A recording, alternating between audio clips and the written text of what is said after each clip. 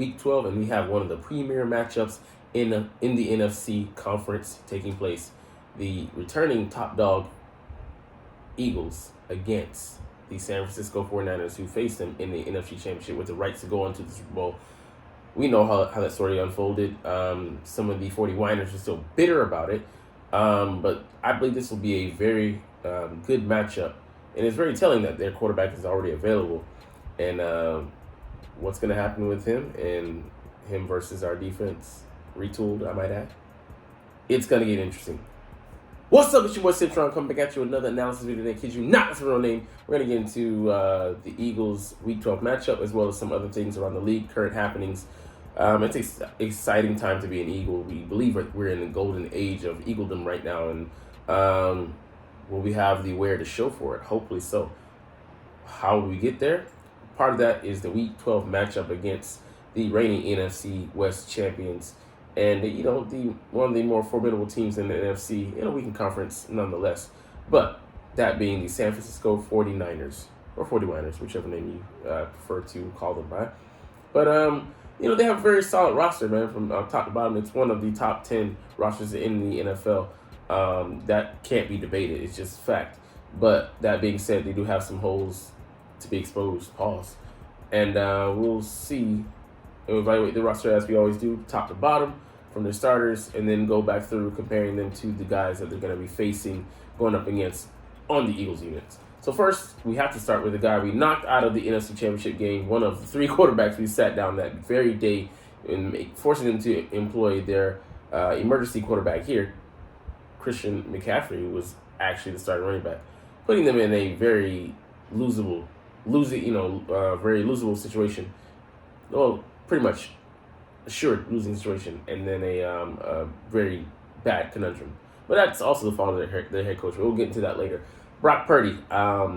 His performance wasn't Purdy in the NFC Championship because he only got to start the first series. And we knocked him out with a UCL, not Johnny Cochran, but a baseball, Tommy John, surgery, necessitating injury to his UCL that wouldn't allow him to get a grip on the football, just allowed him to have a noodle arm. I mean, he doesn't have the strongest arm. But, he was a guy that played way above expectations. He was, the previous years, Mr. Irrelevant. And he came in and played meaningful snaps for them after he was the third. Trey Lance got out for the year, and then with a broken ankle. Then Jimmy Garoppolo injured his ankle, I believe, as well. And I think he was the third quarterback to step up. So, I mean, he did the best with, what he was given, and then some, by leading them to the NFC Championship, which they, fell to the Eagles. But that being said, I mean, he's a highly competitive guy, plays above his talent level, cerebral, but, he does have some tells. He's got to work on some things. How did he develop?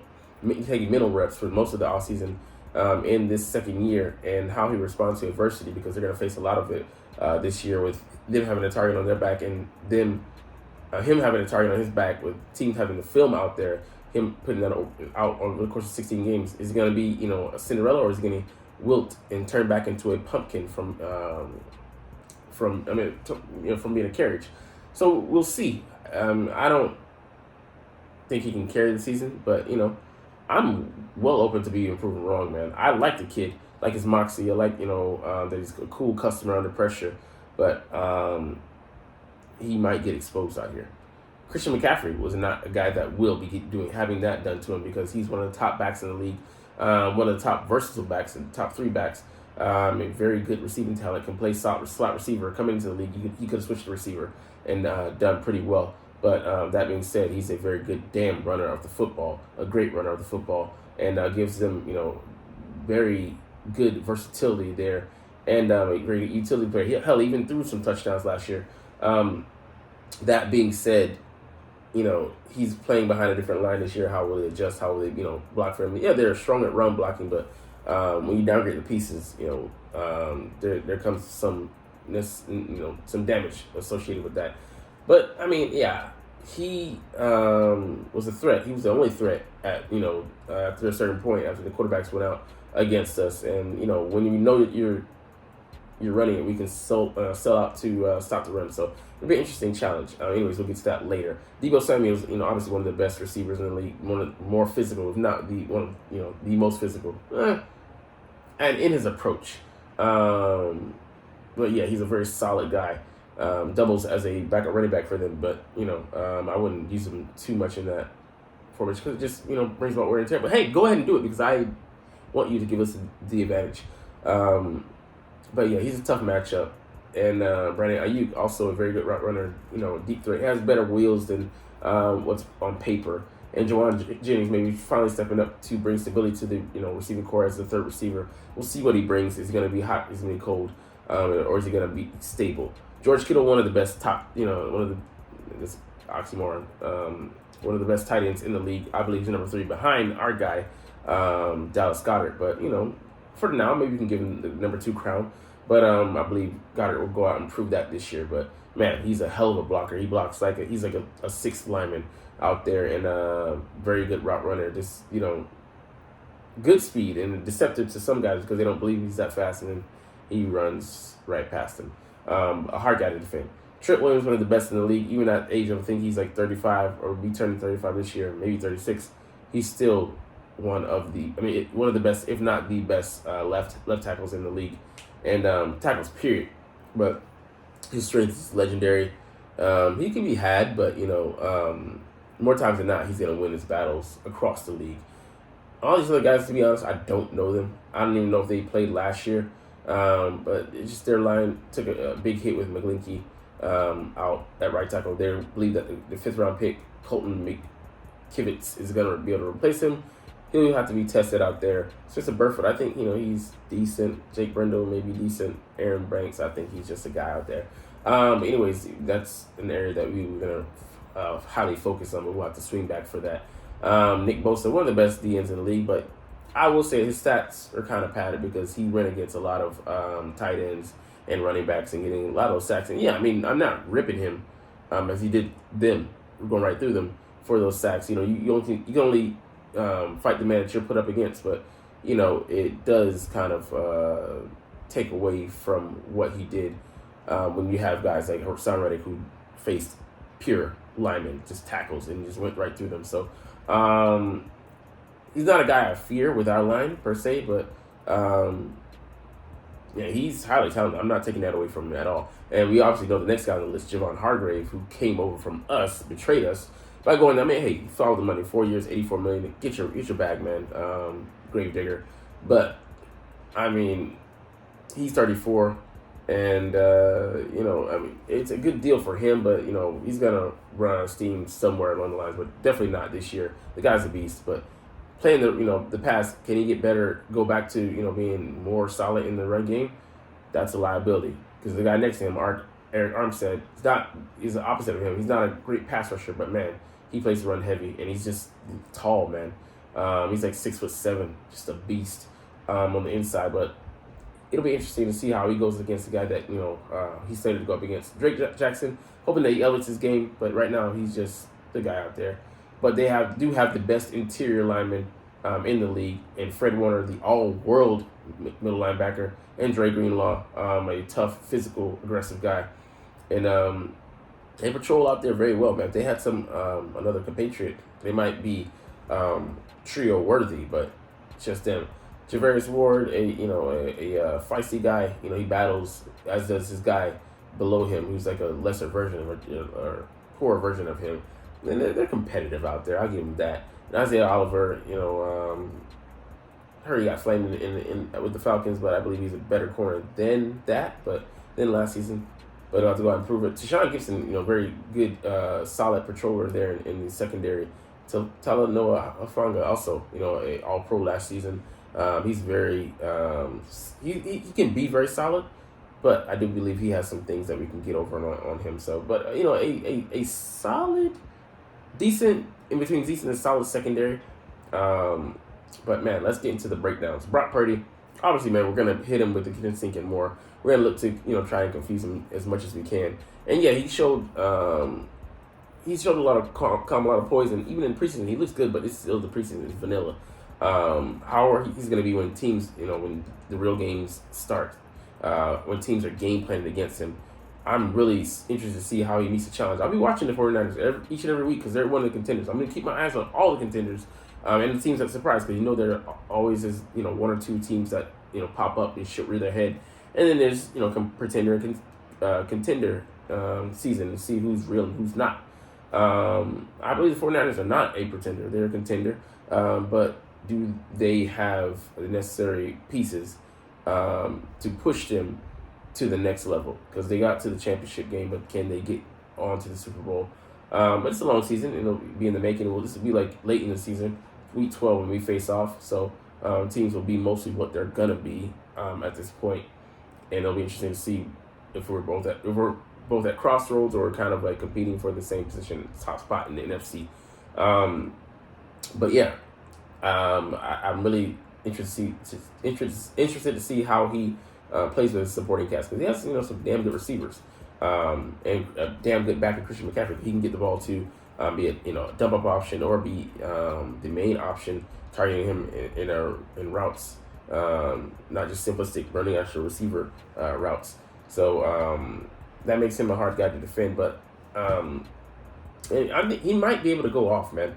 Be able to tell you the truth. They might be starting to lean on him. I think they will actually try to be more balanced, 50-50, which will make them more deadly because they do have the receiving options with Deebo Samuel and Ayuk. So I believe we'll have Deebo switch off with Bradbury and then George Kittle handle him sometimes because I don't think we have the linebackers to compete against this guy, man, to be honest, and hold him out, Brandon Ayuk, I believe we got Slade take him, but we might switch it up.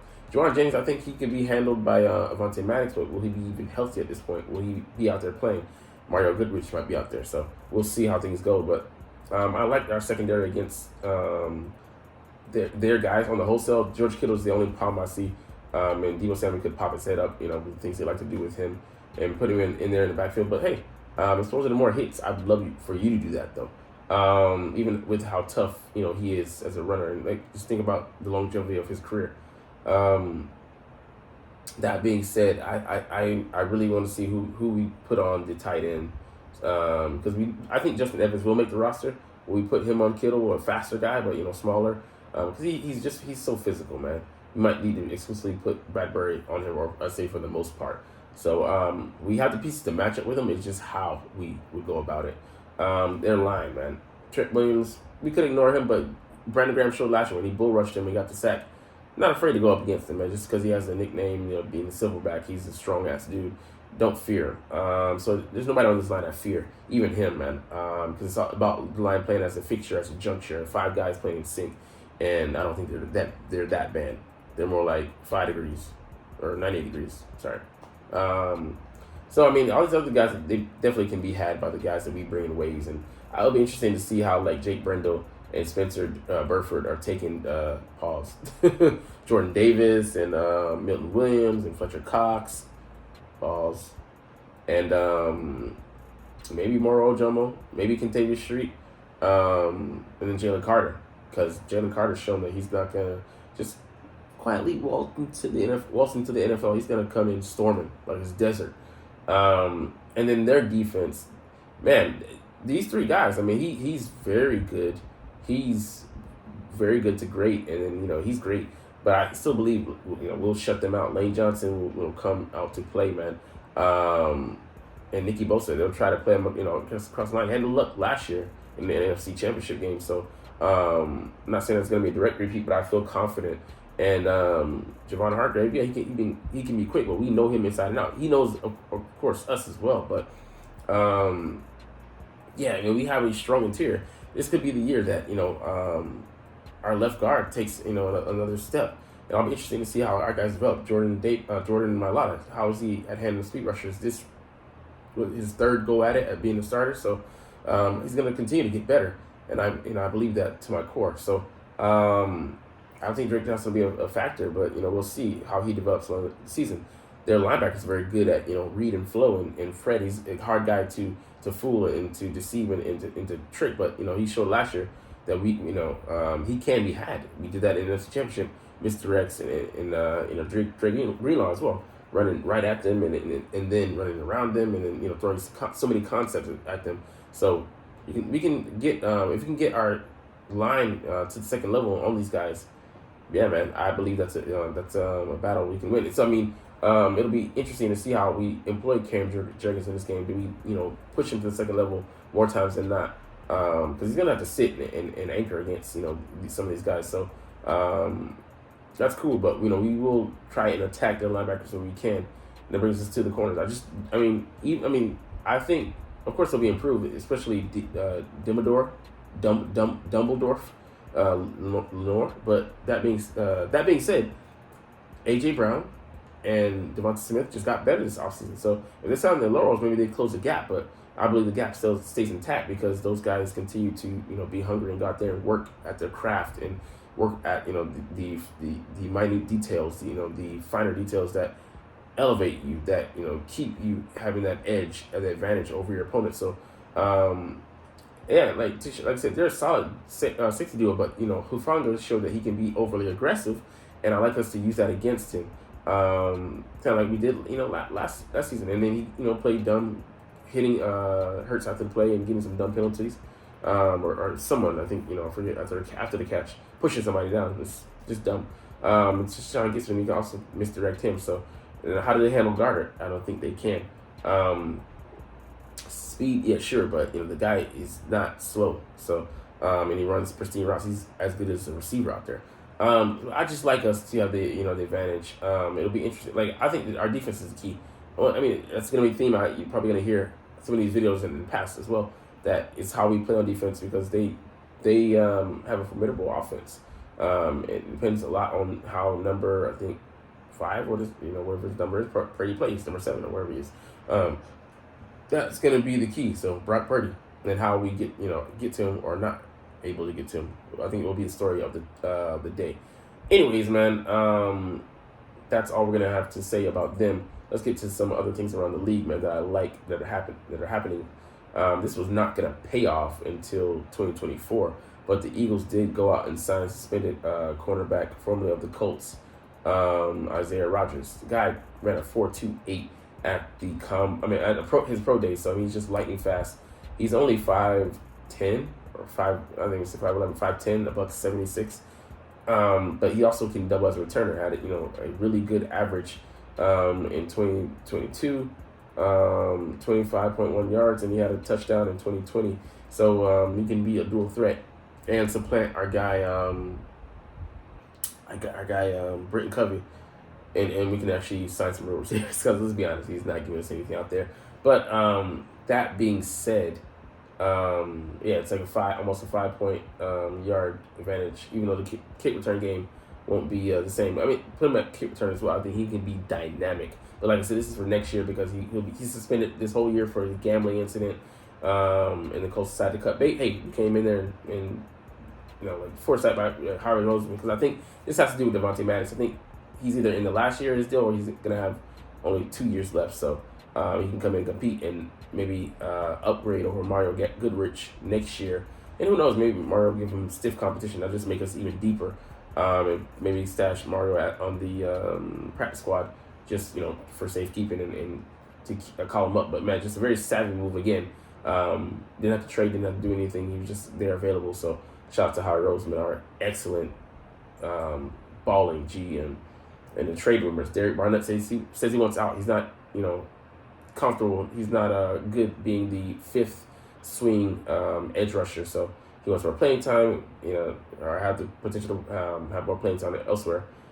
I know we're more, most of the fans are, happy to see him go, whatever, good riddance. But he actually is a solid pass rusher, and it's would dent our depth there. And I think, he would have a decent bounce back year. And if he can cut out on the penalties, then it'd be a boost to this roster. But you never know what you're getting with this guy. Knocking the ball out of Anthony Richardson's arms in training camp, pissing people off, and it's just not a good look, man. I don't like him personally, but he did make the play, recovering the fumble in the Super Bowl that we went ahead and won in 2018 from the 2017 season. But this could make way for maybe Jadarius to sneak onto the roster and see what we have in him, because I think we're going to keep the other Johnson. not Patrick Johnson, not K Johnson. So, I mean, I don't know, man. I know how he's going to be strolling in the waiver wire to see what we can get, but he's coming off an ACL injury. I don't think his trade value is going to be great. Someone's, Philly 500 was saying if we can get a 4th or 5th for him, nah. It'll be a 7th or something like that at best. Maybe a 6th if we're lucky. Because, yeah, he does have some value. He's cheap. But should be a starter-starved team that trades for him. Or maybe an injury comes along. This could go down to, the trade deadline. Lastly, we're going to look at some takeaways from the Browns preseason game that kind of highlighted things on defense that we maybe would like to do. Let's see. All right, first we'll look at Christian Ellis, man. Yeah, so was it man coverage? Christian Ellis, he played decent. I think he's a decent man coverage guy, but it's just everybody in camp going against Dallas Goedert looked bad this year, and that's not a ding against him. It's just him making him look bad because he's one of the best tight ends in the league, top 5. Yeah. Or in the NFC, he's top 5. I don't know, people might debate that. But I would say he's a top 5 guy. Top 10 at the very least. But yeah, so something that's very telling. Eagles going on 3rd and long. Eagles going single high and sending the linebacker on a blitz. So, yeah, man, it could be Nakobe Dean that we send on the blitz. He was very good at it at Georgia. And having the other guy play in coverage. And yeah, man, I like it. Not just sending pressure with the edge rushers, not just attacking in swarms with the edge. I just said edge. The interior guys blitzing, something that Jonathan Gannon didn't do last year because he's just meow. And you know that. I mean, just he was very uncreative, which led to great sacks. But pause, not that. But yeah, it just we couldn't adjust. So. He was bad at, he didn't blitz, he didn't adjust, and he didn't disguise. So, I mean, the 3 things I always talk about that Jonathan Gannon sucked at. But yeah, with this group of corners, we had, the press coverage, and I think that's something that Sean Desai is not afraid to do. He's going to employ that, bring that to the defense this year, and it'll just give teams more to look at and more to prepare for and more to be wary of, which should help us on different down distances, different points in the game, and different points in the season. And with future opponents, especially in the playoffs. So, I mean, you want to have the ability to blitz. It's not even that you want to have, be able to, you want to employ it and use it all the time, or even most of the time. You want to use it scantily, ideally, but if it's a tool, a credible threat, it's got to be backed up by nuclear power. Otherwise, it's just empty. All right, Moro Ojomo, man, he was fighting through double teams at times, and for a guy that didn't have, theoretically the ability to rush the passer in college, he's showing that here, even being able to fight through, like I said, through 2 guys, and it just bodes well for the depth. If he guy coming into the league at 7th round pick, I think next year he can really push. Seriously, for some playing time with Fletcher being out, and we'll stay young on the interior, but cheap as well. Nolan Smith, man, this guy fighting through, reverse, getting to receiver. It just, I ain't gonna lie, it made me think of Micah Parsons getting there. I'm like, it just was scary. I ain't gonna lie. I watched the freaking clip. I was in fear for the receiver. I put myself in his shoes. I was like, run. I was scared, and that's scary. That should be scary for the rest of the league, man. This guy out here, 240 plus. Running down guys, receivers, he run 4.3s. He runs a 4.32. Not a 4.32, but a 4.32. Get it? And yeah, he got injured on that play, but man, I know that struck fear. That's why the 4.38 or whatever, the receiver runs came out in him because he was like, God damn, this is on my ass. So, shout out to him, man. That could get very scary. That showed me like just him rushing the edge, like him turning that corner. Oh my gosh! I know Mike Parsons runs faster than me. He runs a 4.36, but god damn, that was just scary. And then Kobe Dean, like a fluky. That's what I thought too. A fluky fumble. I just thought he hit the corner, hit the side right, but he timed it. He shot the gap, and that's what he did at Georgia so well. And just the instincts showing that we have a player, we have a linebacker there. And I'm not saying he's going to be a Pro Bowler this year. He can have a high number of tackles, but hopefully they're of a preemptive type like here, and him shooting the gap. And that could show that our run defense may not have to sell out to stop the run. If those guys in front of him, chiefly like Jordan Davis and Jalen Carter, plug those holes, he can just go out there and do the easy work. Barney, clean up on the backside, or the front side, or A, B, C, or C gap. Just patrol, don't patrol. But he's not a saint. All right, here, Zach Cunningham had a really strong game. Other linebacker Christian Ellis again. He just came in and hit the gap, man. Shed the block. And so he did that last season as well. It'll be interesting to see how they employ him, but he could be a guy in some packages that we employ. And yeah, I agree with him. He will get snaps this year because he looks good, and he's evolving. He's developing. And that's what you want to see, especially for a guy who came in unballyhooed into the league and fought through, I think, practice squad status to for the Vikings to get to us from the practice squad and then elevated. So hopefully he can take the progression, and next year he can be in competition for the starting job. And yeah, man, we'll see what we have with him. So Zach Cunningham, I think he's just for the year. He's not the long-term answer. Sidney Brown playing. I hope that he's not playing too hard, doesn't knock himself out. But yeah, that brings about fear.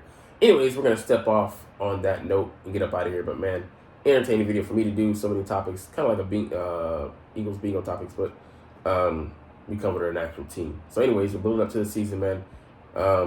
Just around 2 weeks to go, man, and we're gonna be in it.